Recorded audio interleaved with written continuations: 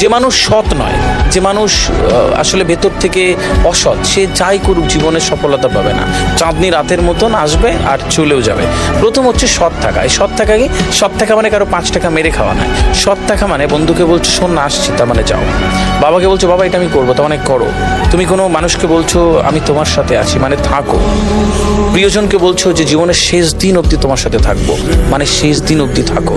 এইটা যার মধ্যে, এই সততা যার মধ্যে আছে, টাইমকে ম্যানেজ করার যে সততা যার মধ্যে আছে, সে সফলতা পায়। 2 নম্বর হচ্ছে যে একটা মানুষের আত্মবিশ্বাস। আমি আফজাল ভাই, আমি আপনার এই পডকাস্ট থেকে বলে চাই, আমি সবাইকে কিনতে বলবো পোশাকটা। পৃথিবীর সবচেয়ে দামি পোশাকটার নাম বলে যাবো আজকে, আপনি শুনবেন।